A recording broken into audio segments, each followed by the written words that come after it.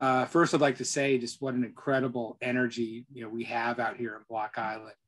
Everyone is so psyched to be here, to be sailing again, to be in Block Island, to be preparing for a week of racing and an iconic event and an iconic venue. It's just really great to see everyone on the dock, see everyone back in Block Island, and everyone back out on the water. So just saying, it's a really great feeling, and I hope everyone's got that same kind of experience so far. I'd like to say thank you to the Storm Trysail Club for running the event, and thank you to the town of New Shoreham for hosting us all and allowing this event to take place. As I said, it's just really great to be here.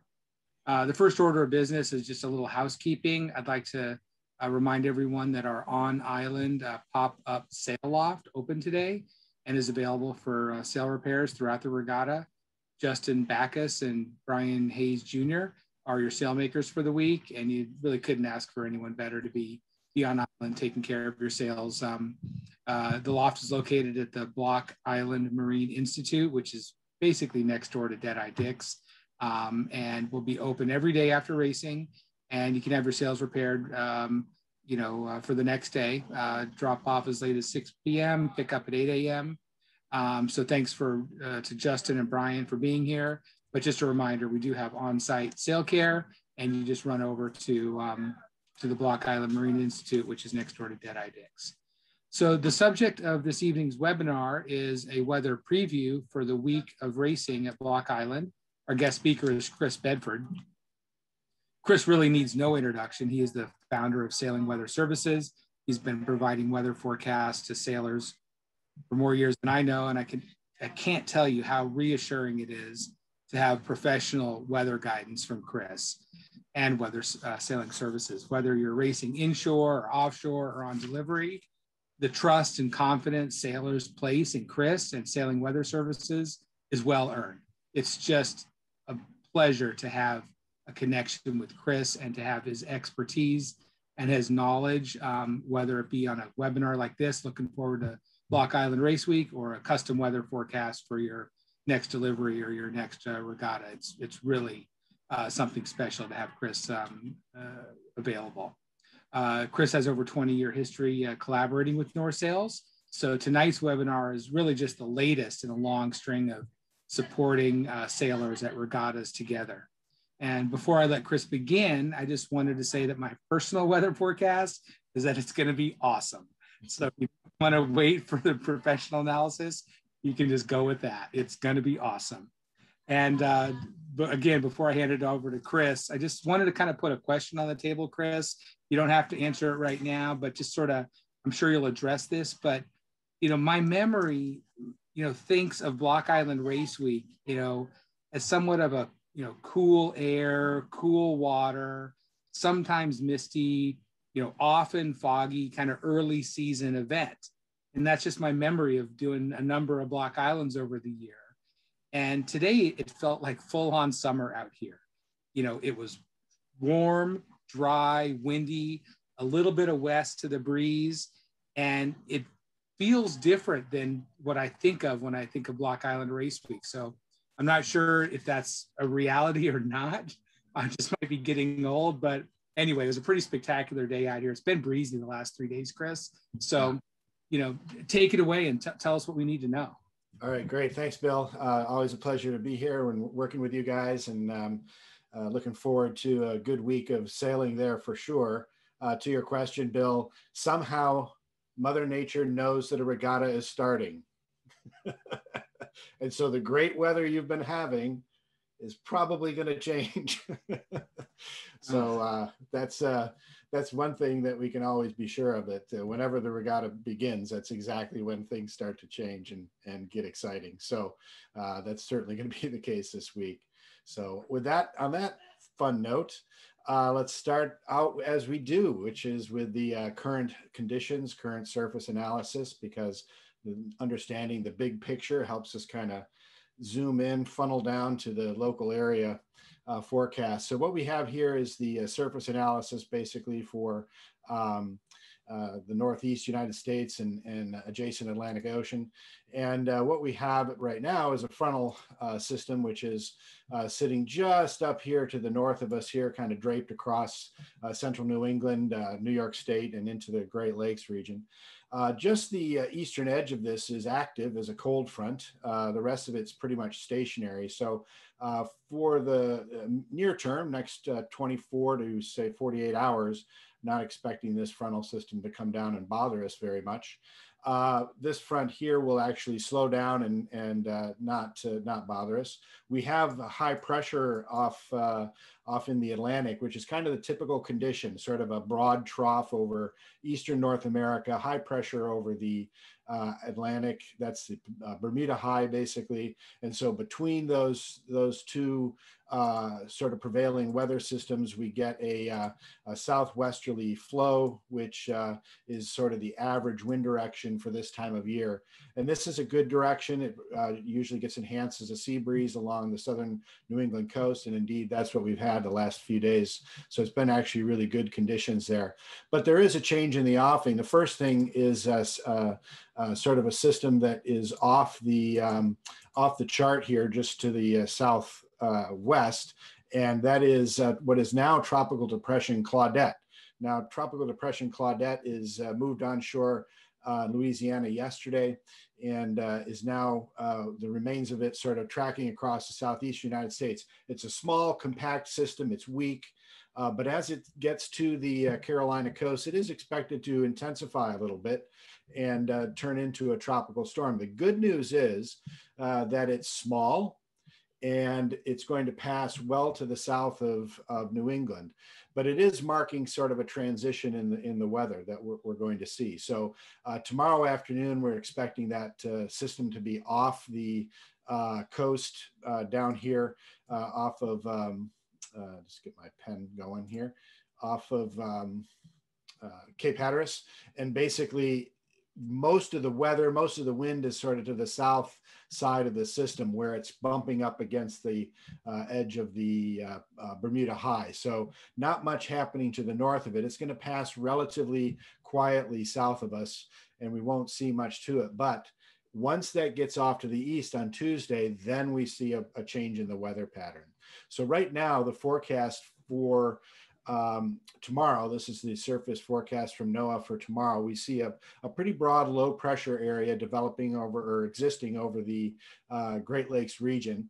And that frontal system that's draped across central New England and New York State today actually will be moving back north as a warm front. So we have broad southwesterly flow again. Around the Bermuda High coming in over us, but you'll notice we still have to talk about that tropical system down there to the south, where this up here. Okay, there we go. That's tropical storm. What will be tropical storm Claudette, just moving off the coast there. Again, not a big feature, but it kind of has to get out of the way. And as it does so, then this low pressure and this cold front will start to move east, and that comes into the picture for Tuesday. So tomorrow looks like we're going to be in prevailing southerly and southwesterly flow. Initially, it is a little bit left shifted. This is a forecast model that shows the wind for about 8 o'clock tomorrow morning. And we see that broad southerly flow moving into the coastal area. And as the day goes on, it starts to increase. And that's basically due to this thermal component that gets into the picture as the land heats up across southern New England and starts to accelerate that flow on shore. And the other thing that happens is the flow sort of rotates a little bit to the right. And that happens as the afternoon progresses. Now, if you look further down here to the south, you can see some wind increases and actually a bit of a trough axis, which is elongating on the to the south. Sorry, from the southwest to the northeast, just down to the south here. That's sort of the precursor of Tropical Storm Claudette. Again, all going to stay to the south there. But what it does do is it takes a little bit of the punch out of the breeze in the afternoon tomorrow. So although we get a decent thermal component that does get started tomorrow and helps to increase the breeze, it's not going to accelerate as much as it could because of that that little system moving down there to the south. So if we look at the forecast table for tomorrow, we basically see that sort of southwest wind in the morning. It rotates a little bit to the right in the afternoon, later in the afternoon.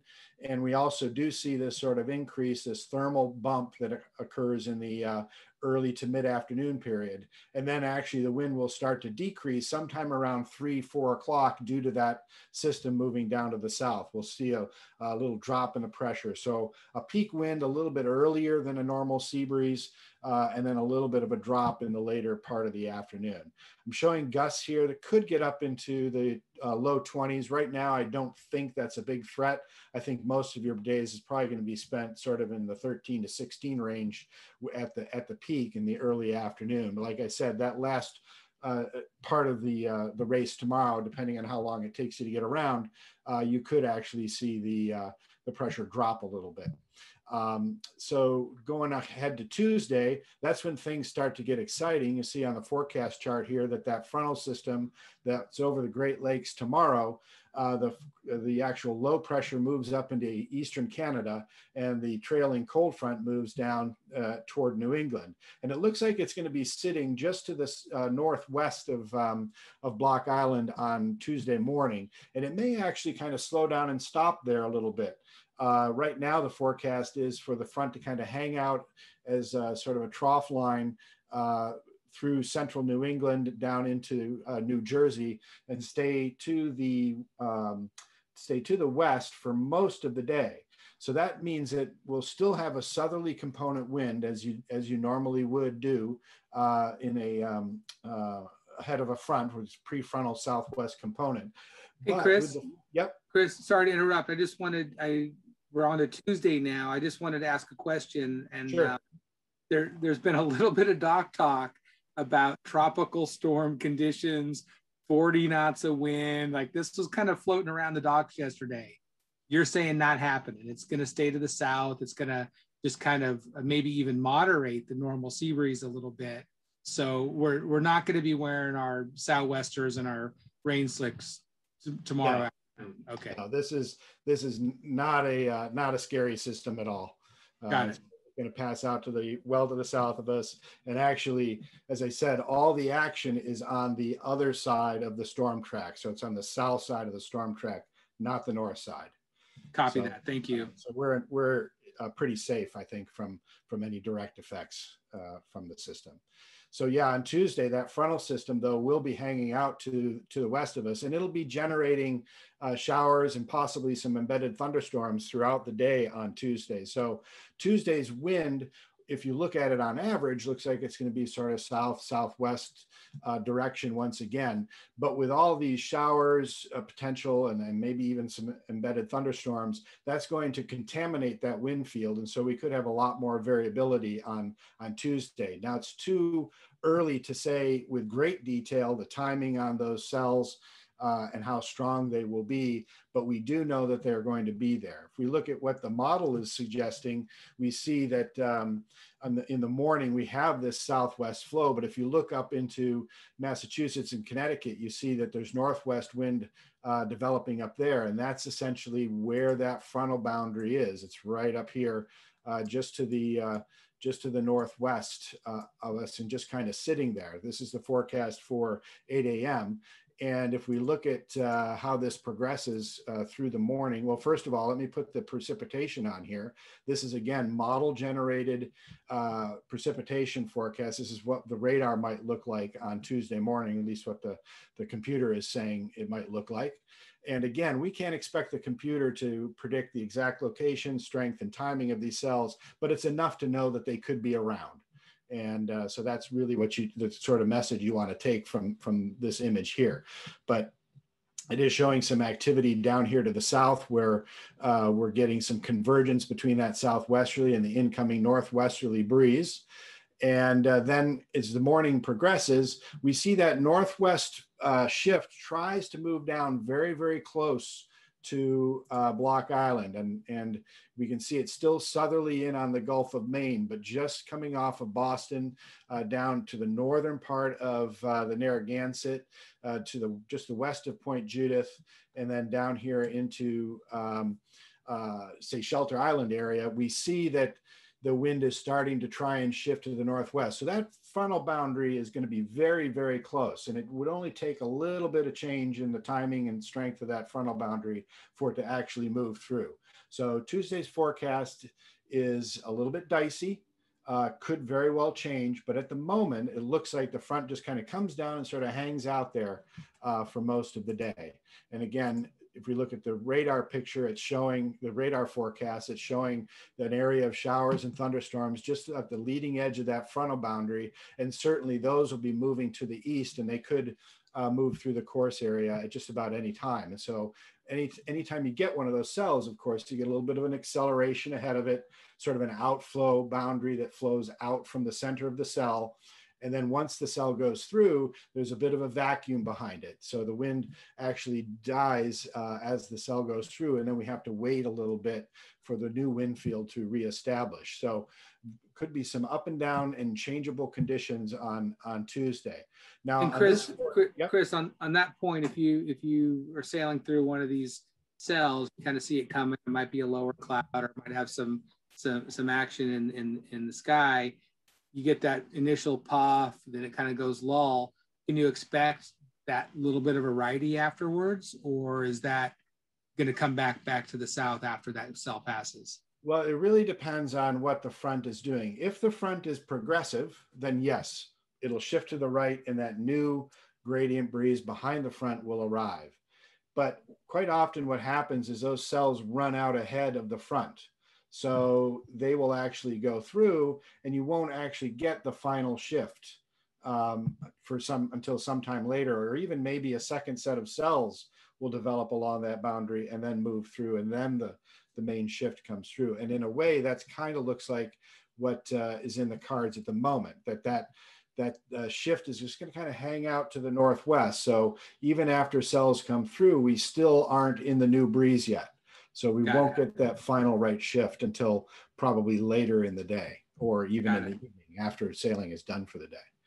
Okay, so here's the forecast for a little bit later in the afternoon, sort of mid-afternoon. And this actually is interesting because it shows that the frontal boundary is still hanging out up here, still southerly across the Gulf of Maine, and it's westerly coming out of Boston and westerly into the Narragansett. And it actually says, well, a little sea breeze might actually get going right in on the shoreline there. So kind of an interesting set of circumstances in that we could actually get, if that front waits to pass through, then we do get some cells that go through, and in that lull behind them, it's saying, well, this is an opportunity for a sea breeze to develop. So kind of an interesting case, and it could be quite changeable. Again, that's the kind of thing that is very difficult to call today, because we're still 2 days away from that actually happening, and there should be some significant timing differences in that front, but it's a thing that we want to be aware of, that we could actually see, and we should be looking for that possibility in future forecasts as time goes on. So this is the big picture look on the radar for later in the day, and later in the day there should be a broader area of cells coming through, and then that would be in the evening the final push of the northwesterly. So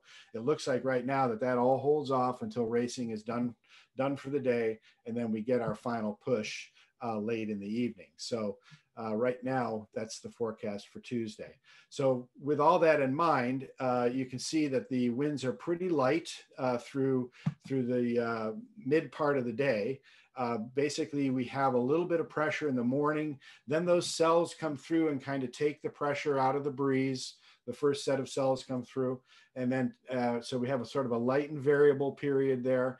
And then in the afternoon, ahead of the main frontal boundary, sort of the southwesterly reestablishes. Now we saw that little sea breeze developed up on the Rhode Island shore, and that could backfill down to Block Island if indeed it does develop, and help increase these wind speeds a little bit. But certainly a lighter, more variable and unstable day is predicted for Tuesday.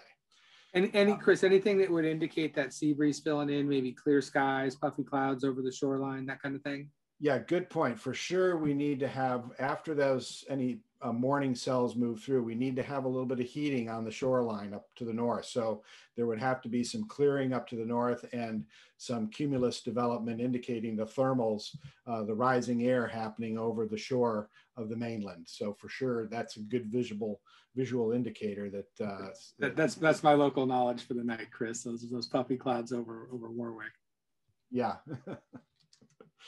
All right, so going on to Wednesday, the front goes through overnight, or actually in the evening on Tuesday, so it's well out to sea, to clearing out for us. We're getting cooler, drier air coming in behind the front from sort of the northwest on Wednesday morning, and you can see high pressure building, reestablishing to the west of us. And so a big change in the weather pattern. As I've said at the beginning of the talk here, we've got this southwesterly gradient early on. The front goes through on Tuesday, and now we're going to have some kind of a northwesterly. And this will be an interesting day as well. Right now, it looks like this high pressure sort of elongates out to the northeast as the day progresses. And what will happen potentially is that we have initially this sort of northwesterly or northwesterly flow, and then we may actually have set up kind of a little sea breeze battle going on, depending on how strong this gradient ends up being on Wednesday morning. So what the forecast is showing that northerly holding through about midday, maybe early afternoon, and actually veering a little bit toward the north and northeast as that high sort of bulges into southern New England. But the gradient looks like it's weak enough, and we're really at the peak thermal time of the year. This is the time of the year where the water is still relatively cold and the land is heating up. We're near max sunshine for the year coming up here. So, well, actually, we will be at max sunshine on the 23rd. So basically, this is where we get the strongest thermal contrast between the land and the sea. And so it looks like if the gradient is weak enough, as this is indicating, then we can actually switch this breeze around into a sea breeze. It just might take a little while for that cooler air, that momentum in the morning to sort of die down enough to allow a sea breeze to fill in. But we do see that happening. It is not a strong sea breeze, gets up probably 6 to 10 knots, but that's our hope for the later part of the afternoon. So morning racing may take place in a dying northerly, bit of an unstable period midday, early afternoon, and then afternoon racing, hopefully we'll get this light sea breeze to develop. So going ahead to Thursday, we see that high now shifting in along the coast, but we still have flow around it from the sort of the northeast down across us. So the gradient, which has been from the southwest, is going to have much more of an east component in it now, with that high pressure building up here to the north of Block Island across southern New England. So kind of an unusual direction and not usually known for a lot of breeze. So it looks like as you saw there on Wednesday, we have this period where it's going to be light and shifting from a dying northerly to a light southwesterly. It looks like another light day possibly on Thursday with this high pressure sitting over us. And again, it may be a little bit of a battle between whether or not the thermal component can really get going. So on the forecast here, we see that sort of easterly component, northeasterly even in the morning, and then kind of veering around with time. And then in the afternoon, it gets into the southeast and starts to increase a little bit, because we do get a little bit of a thermal pull into the coast. So that helps pull the breeze in, but it does take a while for it to develop. So a lighter, more shifty variable day, a lot of persistent shifts occur in these types of pattern instead of the oscillating shifts that we often get into, say, a northwesterly or even a southwesterly. We get more of a persistent right trend in the breeze and then gradually building once it gets around sort of toward its maximum right direction.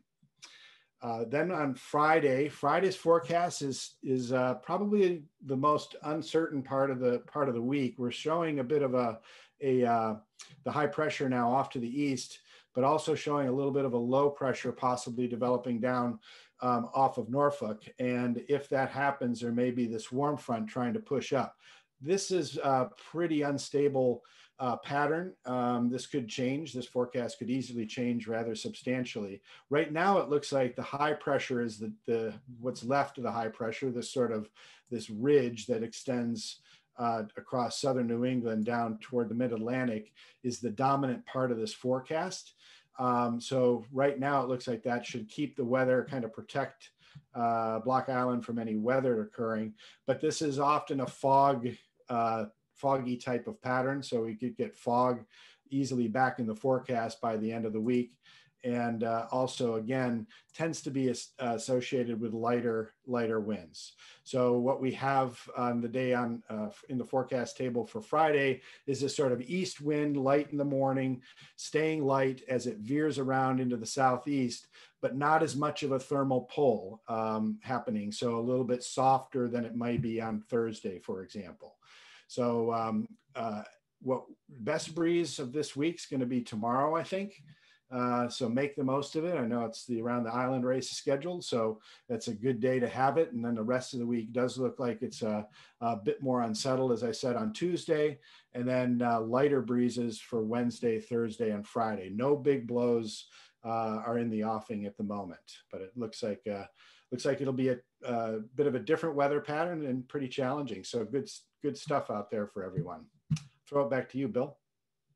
Well, that was a lot to take in, Chris. It was amazing to hear that rundown. Like your depth of knowledge is like unbelievable. But just what I heard is we got a little bit of southwest the first 2 days of racing. Then this big cold front kind of drops down from the north, and it's going to go to the northwest for a time. Then some high pressure kind of builds in and might make it a little wonky on Wednesday, Thursday. And then a little easterly on Thursday, and then possibly back to some sea breeze conditions on Friday, but that's a ways off, so a little uncertain what's happening on Friday. So to me, that I live in Rhode Island, I've lived here for 25 years, so what you described makes sense. We're going to have prefrontal southwesterly, look for the clouds and the thunderstorms, the rain to come in. They're going to have a little breeze with them, and it's going to go light. It may come back to the gradient. It may start to switch to the new breeze, and then once that front passes, we have a whole new ball game on our hands. Yep, very different weather pattern for the latter half of the week. Yeah. Okay. I'll be happy to field any questions if anyone wants to type in a question in the chat. Someone is saying doesn't sound like any blown out spinnakers. That's from Ogden Ross. Well, Ogden, if we blow out spinnakers, we've got sail care. We can take care of it. But it's not a 40-knot tropical storm. It's going to be a little windy on it sounded like maybe 20, maybe potential for high teens tomorrow afternoon, Chris. Yeah, it's certainly in the cards. Absolutely. Yep. The peak potential in the models was a couple were trying to push it into the low 20s at times. I don't think we're quite going to get there, but the potential is certainly present. Got it. Well, great day to sail around the island. That's for sure. If we don't have any other questions, we can conclude the call at this time. It was just a huge thank you to you, Chris, for giving us that rundown. I'm like blown away at how much more I know today after listening to you. Just a quick reminder, this call was recorded. It'll be posted on the North Sails YouTube channel. We'll shoot out a link to everybody that was on this call. The slide here talks about our sail loft. Again, Justin, our lead sailmaker, is going to be at the Block Island Marine Institute every day to handle overnight sail repairs. And, with that, I just wish everybody, good sailing, be safe, have fun, good luck, and we'll leave it at that.